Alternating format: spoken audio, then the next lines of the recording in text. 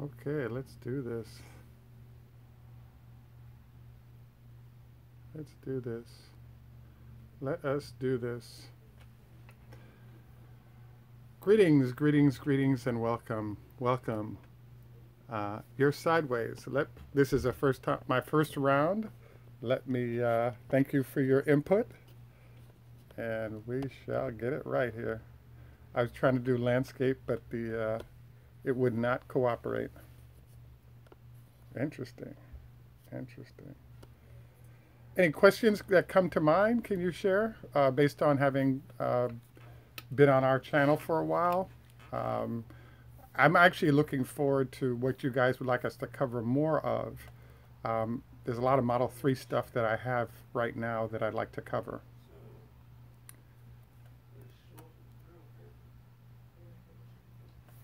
Greetings.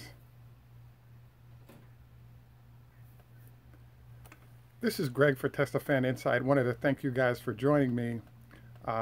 This week was kind of interesting because I did get a final chance to get into the Model 3, and I wanted to note to you, and I'll note again at the end, that there's a problem, there's an interesting issue, which is Tesla's supposed to come out with the Model Y, and everybody's looking forward to it. So I wanted you guys to note, even on the front of my video, that when you have an SUV, there are a few things that SUVs do that are unique. Number one, they tend to have four-wheel drive. Number two, they tend to have decent clearance when you have snow and all those other issues might occur.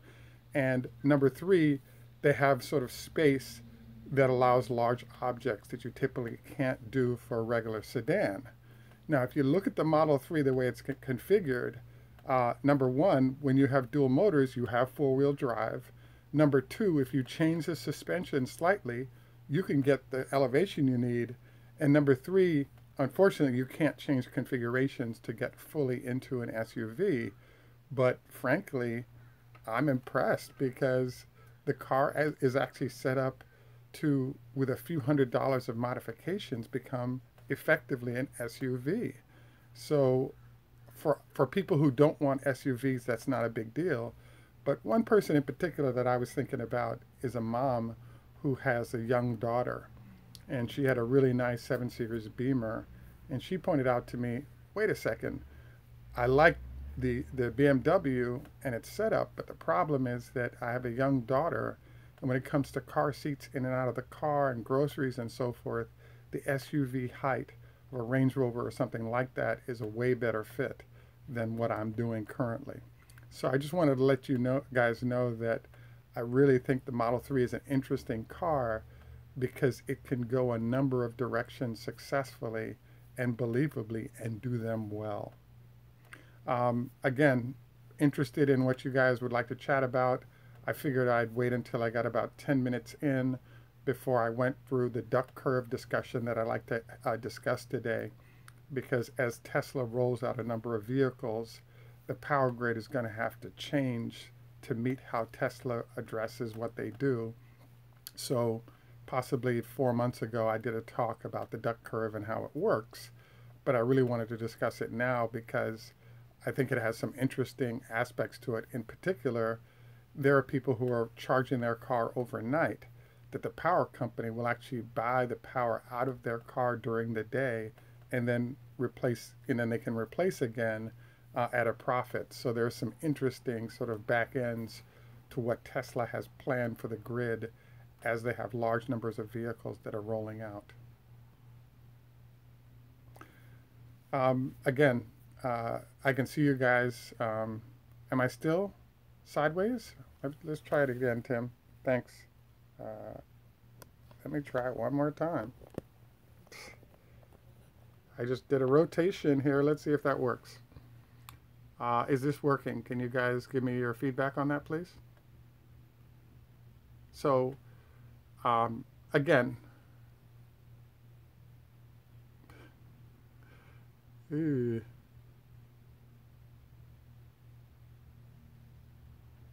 I was good before. Okay. Thanks for noting that there, Tim. I'll go for it back then. This is my first time, as you can tell. and I appreciate your guys' indulgence. Hmm. So, eh, now you're sideways. Okay. No, put it back. Turn it back. Turn it back. All right. I've let me go sideways. Uh, I'm good. Oh, thank you, Robin. Very kind of you. So we're at 5 minutes in right now. My plan was, and I was told that about 20, 25 minutes is accurate. Um, I'm I wanted to jump into my discussion of the duck curve.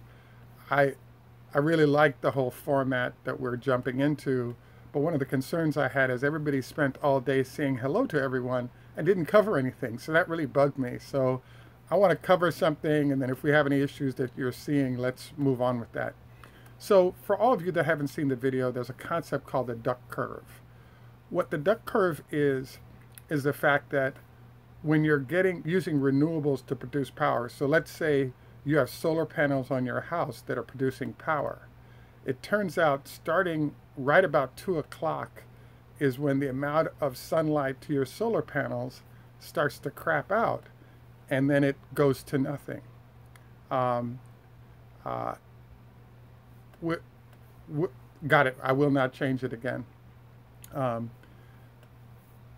so what's actually going on with the duck curve is the fact that when solar, wind, any turbines, any of those have a declining amount of power coming in, you have a situation where the power company has to figure out how it's going to deal with the demand for power. So what I wanted to highlight to you is that there's an interesting situation going on, and what that is that the power company has diesel engines that will fire up either natural gas or sort of, coal or other fire-powered methods to replace the electricity that's no longer available. So pretty much you have a decline line in the amount of renewable energy, particularly solar, that's being provided. And all of a sudden, when you get to 5 o'clock, everyone gets home and there's a spike in demand. So all of a sudden, everybody using electricity at 5 o'clock, there's no renewable energy for them to use. So you end up in a really bad situation where the power company has to figure out what to do because they don't know. And so the answer is, this is where the electric batteries from Tesla would come into play, because it can rapidly bring new power online as people turn on their lights when they're coming home from work. So they're calling this the duck curve because basically it's this curve that's created by the use of renewables. Now, when we add into this the fact that a whole bunch of people are going to be charging their cars when they get home, this is when there's a problem that pops up. And Tesla has a solution in terms of their batteries, but I think it's a fascinating situation to watch, because I really think it's worth the time of those that are interested in EVs to spend the time to understand the duck curve. We've done a video of it. It's widely being discussed. And the reason why the duck curve is big is that I think not only can people who generate power and put it onto their battery in the garage, etc., make money from not having to pay for electricity, but they can also sell that electricity back into the grid. And I think that's I think it's an important development and something that is worth noting. The other things that I wanted to cover was the fact that, as you know, if you're interested and you go out for a Tesla solution, one of the things that happens is you also have a situation where you can link the number of devices that you have available in your garage can be linked, I believe, up to 6 of them. So Tesla has a number of ways to deal with you depending on how you want to deal. So a few of them that I thought were interesting was, one, I think you can link up to 6 power walls together to get a larger amount of power on those power walls. If you're dealing with multiple cars, once you go to 6 vehicles, Tesla will actually come in and put in a supercharger entity to address just the needs of that group of people. So I think this is really fascinating because all of a sudden you have the opportunity where if you're in a large condo and you have a group of owners who all need supercharging, what about possibly allowing your 6 vehicles to prompt Tesla to come in and install supercharger capability at your building or nearby, so all those cars can charge quickly rather than having to do slow charge or install something that doesn't work as well. So bottom line is that, number one, there is the duck curve. It is real. There's discussions going on right now between Tesla and the power companies to sell power into the grid as a way to address sort of the power demands that occur. So bottom line is that I think the duck curve is fascinating. It's a new thing that's coming on that's driven by the use of renewables. I think it's an important thing to note. And there's all this data that spins off of it in terms of the implications of how this is going to affect our grid and what we're doing. So right now we're about 11 minutes into this live session. Obviously, I think we got the screen thing figured out now. I'm wondering if you guys might want to throw some questions at me, perhaps things we've covered, things we're planning to cover, and I was thinking more importantly, things you'd like us to cover are some areas that I'm open to your input on. I don't want to let the time be blank as you guys come up with your answer and they come across. I wanted to jump into a couple of other things that are going on that I think are really interesting. Okay.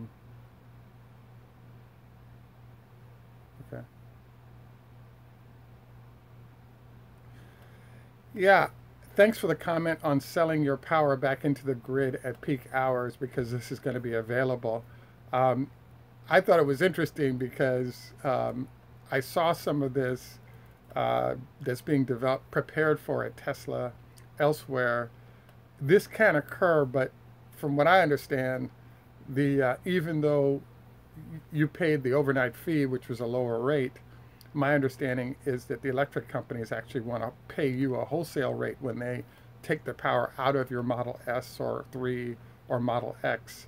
And so they're not interested in paying retail. So I think it's a break-even proposition and you're helping out the grid when you do this. The other thing I think will happen though is that I do believe that if they're desperate, they're going to have no choice but to pay the price that people ask for it. And so we'll see how this plays out. But I think it's an interesting aspect of what's going to occur. Another thing that I was blown away by that I'm looking forward to some of the engineers in our group confirming is that I actually read that you can, on high-speed power lines, send power 1,000 miles without any difficulty at speed. There might be a 30% loss. I think the longer the transmission, the more the loss is of electricity being sent. But this kind of answered one of the questions I was intrigued by about the megachargers, because Tesla is offering 7 cents per kilowatt hour to large users that would be doing megachargers on the trucks. And the question was, well, if they don't have a lot of sun right there, how are you going to produce the electricity? And the answer is you can produce it 1,000, 1,500 miles away and ship it in based on knowing that you have vehicles that are going to be using it, or you can send that power to the battery packs that are sitting there waiting to collect that energy, and then it can be powered into the trucks that pull up once they get off their delivery routes. So I think that there are a lot of people skeptical that this would work, and I'm excited to say that I think it does work because unlike hydrogen, you can ship a lot of power fast.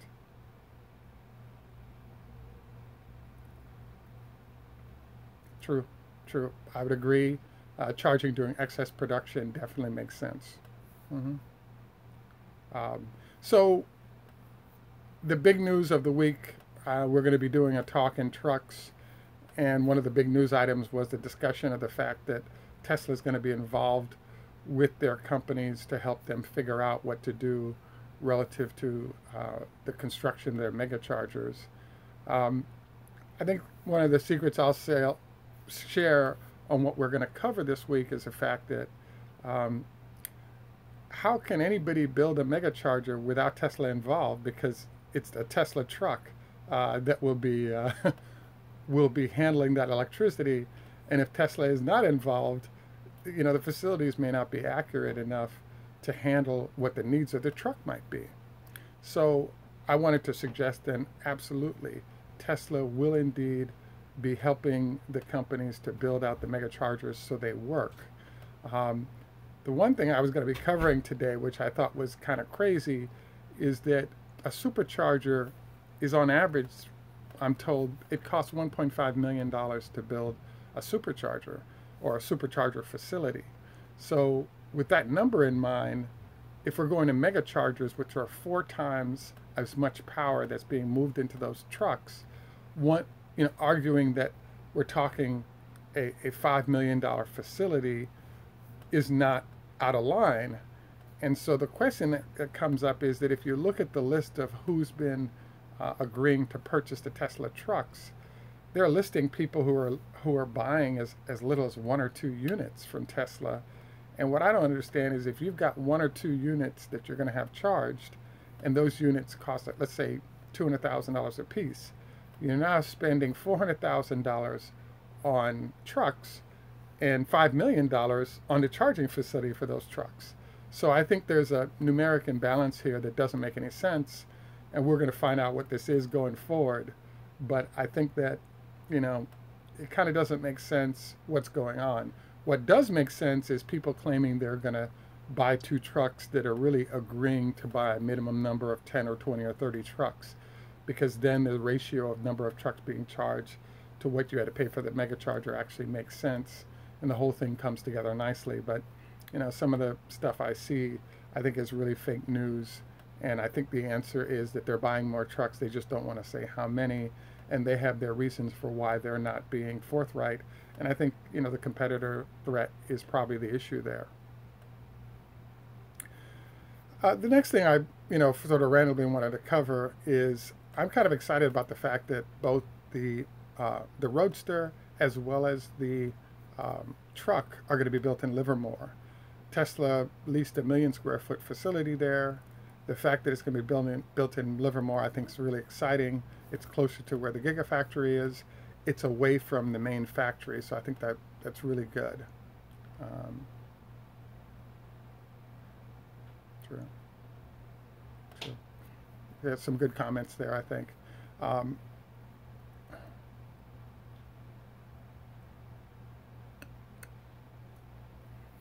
agree. I agree about the load shifting. Totally makes sense. Batteries totally make sense. There's an aspect of how the trucks are going to be charged that I'm really fascinated by. So here's what it is. There's a friend of mine that works for a company in Texas, and what's interesting is that they do offshore wind turbines. So Texas evidently is unique because they have an onshore flow from the Gulf of Mexico, which means that during the day they're producing electricity exactly at the peak time of usage for air conditioning and other. Thanks for the question, Robin. So what's really interesting to me is that there is a interesting phenomenon going on where you have these wind turbines spinning and they provide power during the day. Well, at night they may not spin as hard, but what's fascinating to me is that there's no battery backup attached to those turbines. So as a result, you have an interesting situation where for entities from a solar or wind standpoint that are producing heavy amounts of electricity during off-peak periods, they haven't paid for or don't want to pay for or don't have a plan yet for how to store that energy so it can be used during peak periods. So I'm really intrigued by Tesla's ability to sign up long-term contracts that allows them to acquire this power very cheaply, because currently it's going to waste. So I think it's a really great opportunity for the company to pick up power at little or no cost that it can use. Robin, thanks for the question regarding what's going on in Puerto Rico. As you know, half the island is still without power, and Tesla is systematically building microgrids to bring hospitals and other concentrated buildings back online. and talking with the government about larger installations that might include taking over the entire utility. That hasn't happened yet, but Tesla or Puerto Rico got burned by a bad contract they signed to try to get power quickly back up. And so now I think they're in more of a heavy scrutiny period before they get that done. And they have FEMA money to spend to get a really quality job done. So we'll see how that goes. But the whole discussion of what's going on in Puerto Rico has died down. Mm-hmm. I believe that wind turbines could definitely be a part of the equation, but the problem is that, wind combined with solar combined with battery is really necessary because there are certain periods where there's heavy, wind production as well as heavy solar production. And the question is, how do you get the right amount of the combination of wind and solar to address that need? So I think it's definitely a good question. Mm-hmm.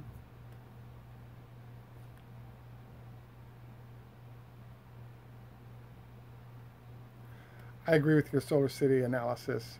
Um, Elon Musk talked about the fact that the vision that he has in mind is that all you need is 100-mile square area of solar panels, and um, that's the amount of solar panels necessary to actually power the United States. So I thought it was interesting how notable he was about not addressing that. Mhm. Yeah, I think wind is going to be in the mix because they're producing electricity, but I think solar is a lot more reliable in terms of how and when it's produced, and Tesla definitely has a competitive advantage because they're producing plants in that regard. Hmm. Yep, Tim, I totally agree with your analysis, man. There's no doubt that they're going to go. I think they're definitely going to go for that solution. Okay, so we've now reached about our 20-minute that I was suggested I start off with. Um, we'll definitely do this again next week. Um, Obviously, we have 19 folks on here. I want to thank all of you for taking time out to join us. Um, uh, this is Greg for Tesla Fan Insight. Tjus maksud over Leithro Choda Hafez. I wanted to also note to you that on Facebook, I have a Tesla Fan Insight page there. I have maybe 100 photos of the Model 3 I took when I saw it a few days ago. And I'm in this debate of, do I put it up in another version of videos or not? I think that what I'll end up doing for now is going ahead and putting a bunch of those photos on my Facebook page. So if you want to see more of what the Model 3 looks like from different angles and different things that, particularly with the car open and inside the car, please check us out on Tesla Fan Insight. Email address is admin@teslafaninsight.com. And um, uh, hey, good question there about making their own silicon. I don't think they go that far.